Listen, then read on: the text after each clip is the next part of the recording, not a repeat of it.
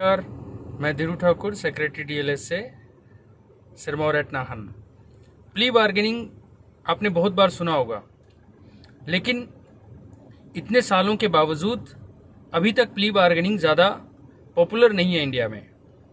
मैं सिरमौर निवासियों को और पूरे भारत के सिटीजन्स को ये बता दूं कि अमेरिका और कई डेवलप्ड क्रिमिनल जस्टिस सिस्टम में 90% केसेस प्ली बार्गेनिंग में ही ख़त्म हो जाते हैं। जी हाँ, ठीक सुना आपने, यानी कि कोर्ट तक आपराधिक मामले, दीवानी अदालत जिसको हम भारत में कहते हैं, वहां जाते ही नहीं है।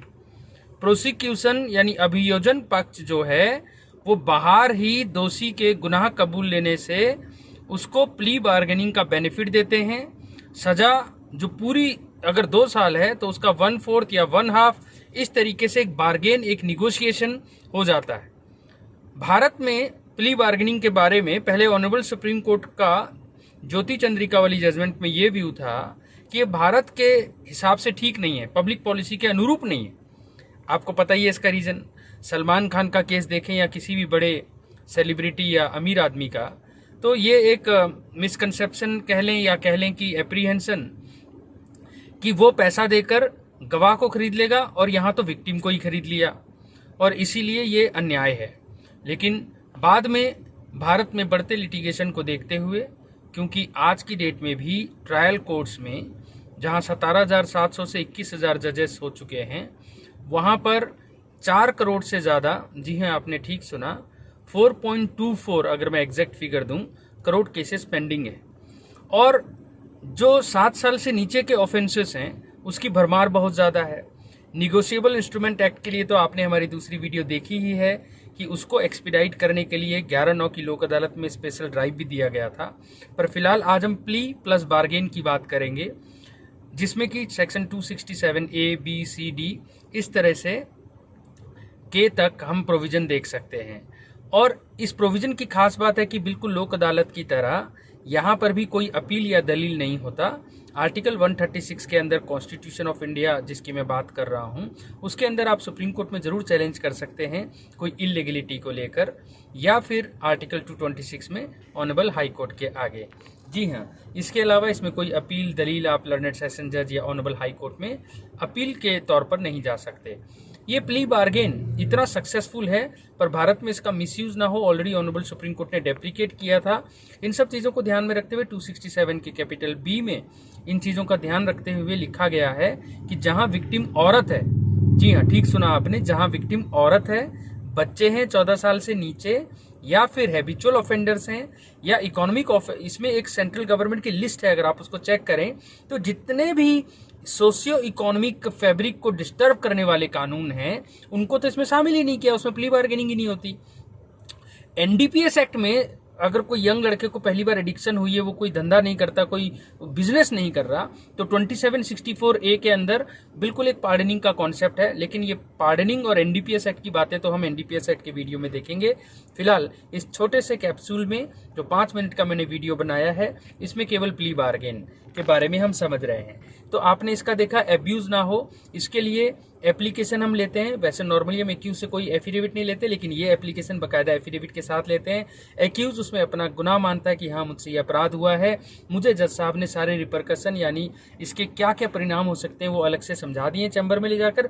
मैं बताऊं, जो लर्नेड ट्रायल कोर्ट के जजेस हैं उनका काम इसमें केवल सुपरवाइज करने का है। महाभारत के कृष्ण जी की तरह, कृष्ण भगवान जी की तरह वो खुद सुदर्शन चक्र नहीं चलाएंगे, ना अर्जुन की तरह वो तीर चलाएंगे, वो केवल सुपरवाइज करेंगे। तो अर्जुन का रोल यानी पार्थ का रोल किसको दिया गया? तो अगर मैं इसको कहूं तो अर्जुन का रोल इसमें पब्लिक प्रोसिक्यूटर को दिया गया। उनका प्रोएक्टिव होना बहुत ज़रूरी है। एप्लीकेशन जो है, जिस कोर्ट में कन्विक्शन अगर ज़्यादा हो, जिस इंडिया में कन्विक्शन ज़्यादा हो, लॉ एंड ऑर्डर बहुत मजबूत हो, वहाँ प्ली बार्गेनिंग बहुत सक्सेसफुल होता।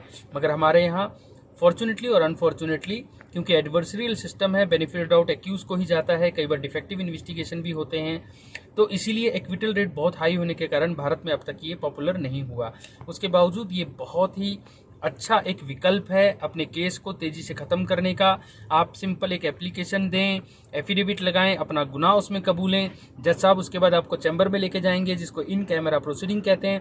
वहाँ पर जज साहब आपको समझाएंगे कि इसके रिपरकशन क्या होते हैं, और वो सारे रिपरकशन समझाने के बाद अगर वो सेटिस्फाइड हैं कि आपने अपनी मर्जी से एप्लीकेशन दिया है, तो जज साहब फिर आपका वो एक MSD, महेंद्र सिंह धोनी नहीं, याद करने का तरीका MSD, म्यूचुअल सेटिस्फैक्ट्री डिस्पोजिशन के लिए आपके APP के साथ एक मीटिंग कराएंगे। इन्वेस्टिगेटिंग ऑफिसर को बुलाया जाएगा, वो अपनी नो ऑब्जेक्शन देंगे।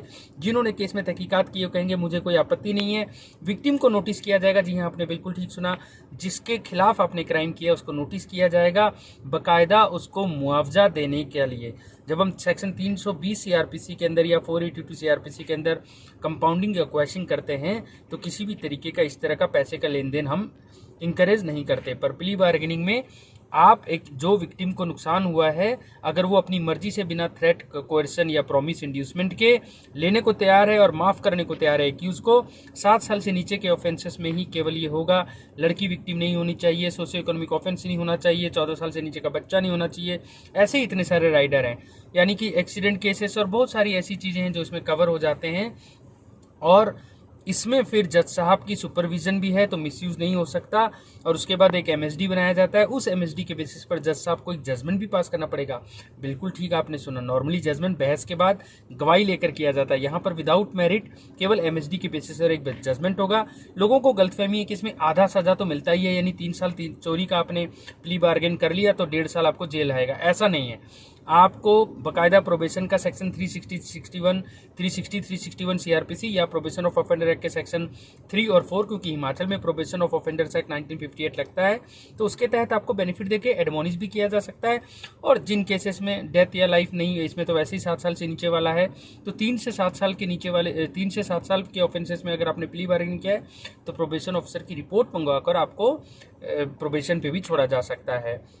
और अगर ये दोनों नहीं है, तो जज साहब आपको जब सज़ा देंगे तो बार्गेन में आपको ज़्यादा से आधा सज़ा ही देंगे, पूरा सज़ा नहीं देते हैं। यही इसका बेनिफिट होता है, कोई अपील नहीं, कोई दलील नहीं। और अगर ये अनसक्सेसफुल हो जाता है तो जो भी बात आपने एडमिट की है वो आपके अगेंस्ट कभी भी नहीं बन सकती ट्रायल में। यानी MSD अगर फेल भी होता है और ट्रायल चलता है, तो जो भी आपने MSD के दौरान अपना गुनाह भी मान लिया था, वो कचड़े के डब्बे की तरह उसको फेंक दिया जाएगा ट्रैश में। लर्नेड ट्रायल कोर्ट उसको एविडेंस नहीं मानेंगे। ये था प्ली बार्गेनिंग। मैं चाहता हूँ ज़्यादा से ज़्यादा आप इसको सब्सक्राइब करें, लाइक करें, वायरल करें। जितने भी स्टेक होल्डर्स, हमारे PLVs, हमारे पब्लिक प्रोसिक्यूटर्स, हमारे रिमांड लॉयर, हमारे लर्नेड पैनल लॉयर्स, हमारे PRIs, हमारे ग्राम पंचायत, हमारे जितने भी सिटीजन, सिविक सोसाइटी, स्टूडेंट्स इसको देख रहे हैं लीगल एड क्लिनिक में बैठे बैठे या फिर अदरवाइज, तो वो इसको ज़रूर लाइक करें, ताकि इंडिया में भी अमेरिका की तरह 90% प्ली बार्गेनिंग से ही केसेस को ख़त्म किया जा सके। जय हिंद, जय हिमाचल।